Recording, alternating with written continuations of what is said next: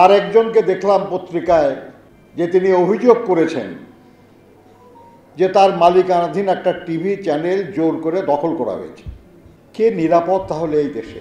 প্রধান সেনাপতিকে জাতি এবং আন্তর্জাতিক অভিযোগে অভিযুক্ত হতে হয়, সংসদ সদস্য পর্যন্ত।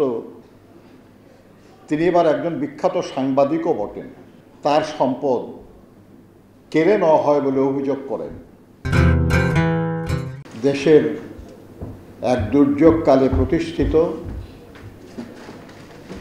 এবং দেখতে দেখতে 12 বছরের দুরন্ত কিশোরে পরিণত নাগরিক ঐক্যকে এবং নাগরিক ঐক্যের সকল পর্যায়ের নেতাকর্মীকে আজকের এই দিনে অভিনন্দন জানাই। আমরা বাংলাদেশে যারা নাগরিক তার একজন হিসাবে এবং মহান মুক্তিযুদ্ধে সক্রিয়ভাবে অংশগ্রহণকারী একজন মানুষ হিসাবে খুব লজ্জিত বোধ করি। লজ্জিত বোধ করি এই কারণে, যেমন এক সরকার আজ ক্ষমতায় আসেন,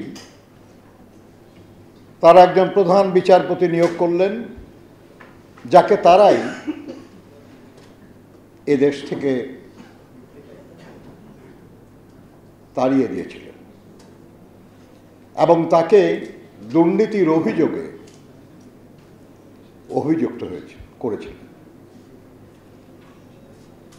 রাষ্ট্রের নিরাপত্তার দায়িত্বে নিয়োজিত প্রধান সেনাপতি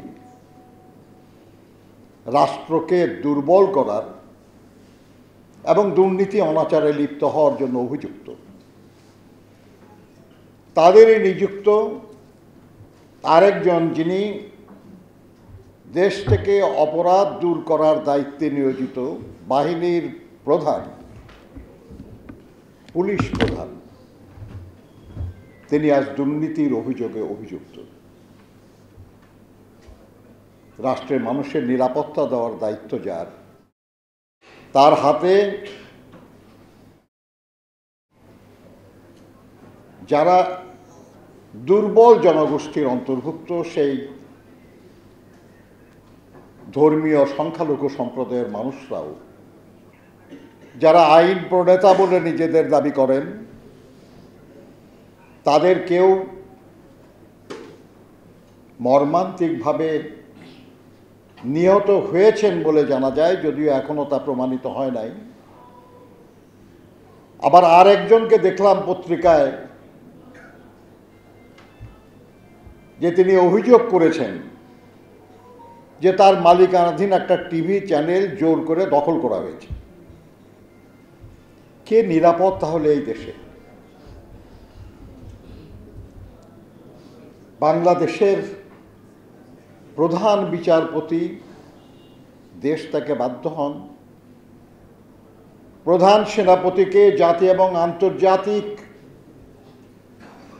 অভিযোগে অভিযুক্ত হতে হয়, পুলিশ প্রধান দুর্নীতির অভিযোগে অভিযুক্ত হন, সংসদ সদস্য পর্যন্ত। তিনি এবার একজন বিখ্যাত সাংবাদিকও বটেন। তার সম্পদ কেড়ে নেওয়া হয় বলে অভিযোগ করেন। সাধারণ মানুষ দ্রব্যমূল্যের অব্যাহত ঊর্ধ্বগতিতে বিপর্যস্ত। আপনার রাষ্ট্রের দেনা, বৈদেশিক দেনা $100 বিলিয়ন অতিক্রম করেছে। আজকে এই বণিক বার্তায় বললাম যে আমাদের বিদ্যুৎ খাতের দেনা $5 বিলিয়ন টাকার সমান। জিনিসপত্রের দাম বাড়ছেই।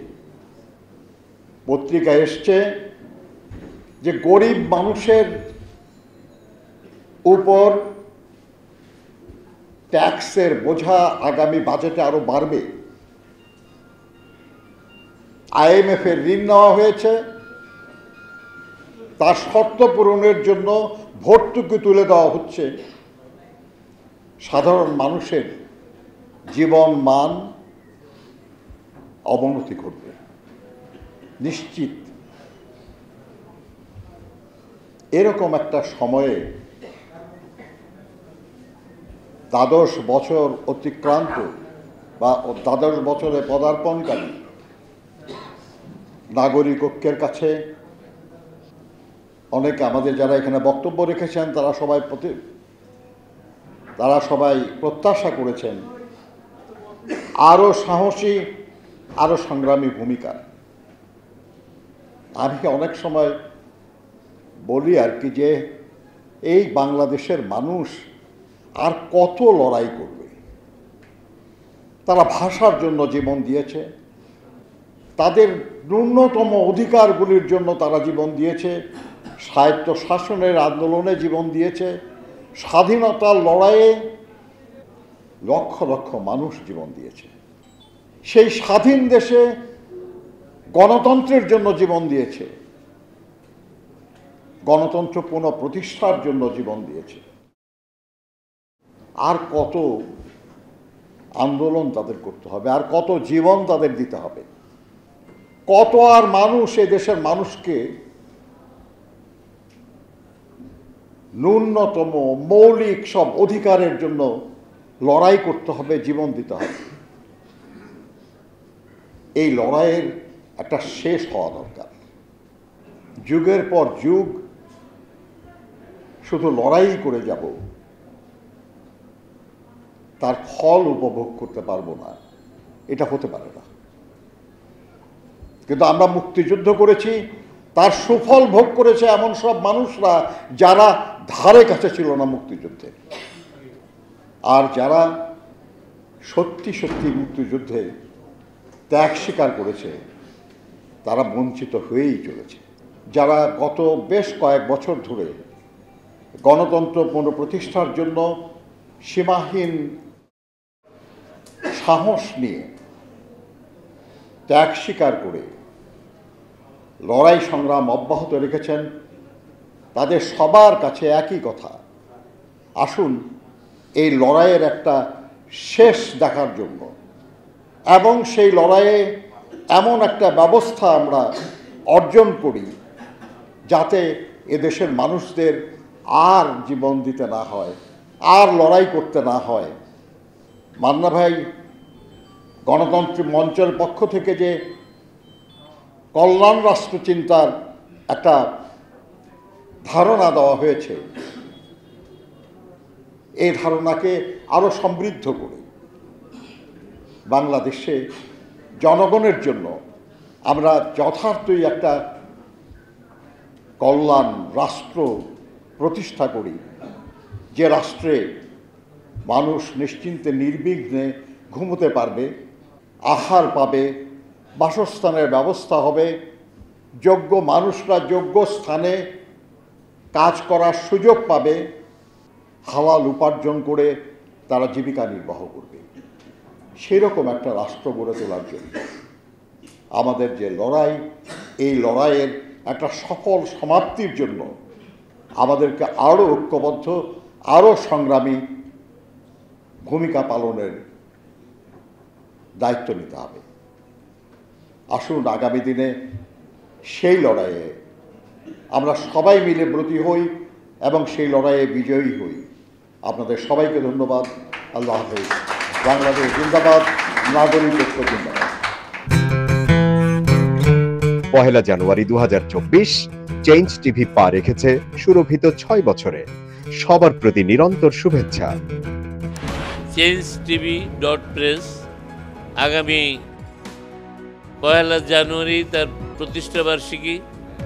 আমি এটা জেনে অত্যন্ত আনন্দিত। আমরা আশা করছি changetv.press মুক্তিযুদ্ধের পক্ষে তারা কথা বলবে, সত্যের পক্ষে কথা বলবে, নিরপেক্ষ বলে কিছু নেই, সবসময় সত্যের পক্ষে থাকবে, এই প্রত্যাশা ব্যক্ত করছি। এর কলা কুশলী সবাইকে অভিনন্দন জানাচ্ছি, এর শ্রোতৃমণ্ডলীকেও অভিনন্দন জানাচ্ছি। 1 জানুয়ারির যেমন অভিনন্দন, একই সাথে চেঞ্জ টিভির প্রতিষ্ঠানের জন্য সবাইকে অভিনন্দন। সেন্স টিভি প্রতিষ্ঠা বার্ষিকীতে আমরা এদেরকে ধন্যবাদ জানাই। সেন্স টিভিকে উত্তরোত্তর সাফল্য কামনা করি।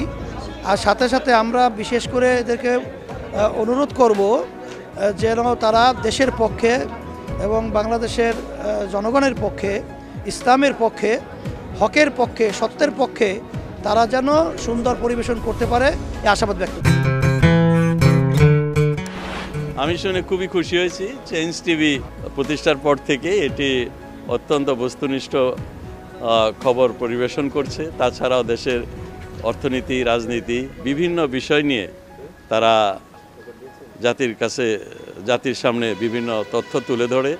আমি মনে করি বাংলাদেশকে আরও উন্নত বিকশিত করার জন্য চেঞ্জ টিভি আরও অবদান রাখবে এবং বাংলাদেশে একটা অন্যতম গুরুত্বপূর্ণ একটা মিডিয়া হিসেবে প্রতিষ্ঠা লাভ করবে।